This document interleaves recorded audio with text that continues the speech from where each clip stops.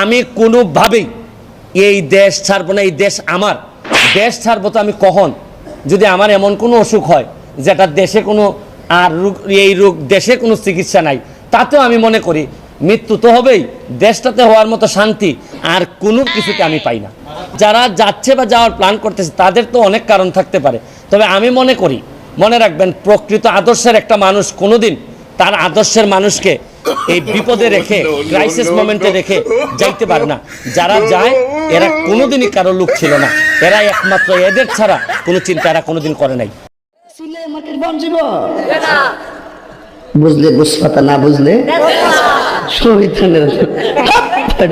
বলবো যে শুনেন, উত্থান পতন, জমিনে কে সম্মানিত হবে তার ফয়সালা হয় আসমানে। উত্থান থাকবে, পতন থাকবে। তারপর যে যে আদর্শের আছি, এই আদর্শের দুঃসময়ে যদি থাকতে না পারি, না হয় আমার এমপিত্ব যাবে, আমাকে না হয় কেউ আর ফলো করবে না, আমাকে জাতীয় বেঈমান বলেন। তারপরও আমি বিশ্বাস করি, আমি জননেত্রী শেখ হাসিনাকে শেষ পর্যন্ত আমি চেষ্টা করব তার সাথে থাকার, এবং আমি কোনোভাবেই জামাত বিএনপির এই ক্ষমতায়, এই দুর্নীতিগ্রস্ত এইরকম একটা ক্ষমতায় আসার জন্য, বাধা দেওয়ার জন্য যা যা করা লাগে আমি করব। সাধারণ ছাত্ররা যদি আমাদেরকে বিদায় করে দেয় দিক, কিন্তু সাধারণ ছাত্ররা এই ধরনের নেতৃত্ব তৈরি করে এই ক্ষমতায় আসুক, আমি তো ওয়েলকাম জানাই, আমি তো এদেরই প্রতিনিধি আমি মনে করি। কিন্তু এরা তো জানে না, এরা আবেগ প্রবণ কইরা কোথায় দেশটারে নিয়ে যাচ্ছে। কালকে যদি শেখ হাসিনা যদি না থাকে, পরশুদিন কি আপনি তারেক জিয়ার আইন দিবেন? আপনি কি কারে দিবেন? এই যে 14 জন আর 100 জন সমন্বয়ক আছে, তারা এসে ক্ষমতা নিক, তারা তো ক্ষমতা নিতে পারবে না। তারা কার কাছে নিয়ে ক্ষমতা দিবে এইটাই তো আমি বুঝতে পারি না। তারা ক্ষমতাটা নিয়ে কার কাছে দিবে?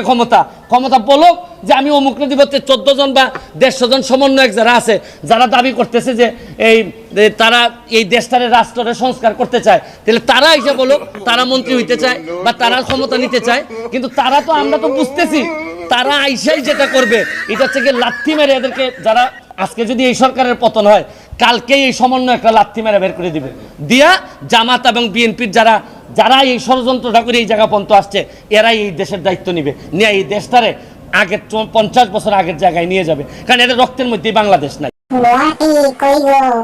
তোমার জননেত্রীটা আগেই পালাইছে, বক্তব্য সারি টানটকলানি হাঁটো, তাড়াতাড়ি যাওয়া লাগবে।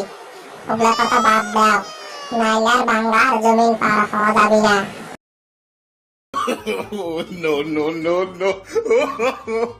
no.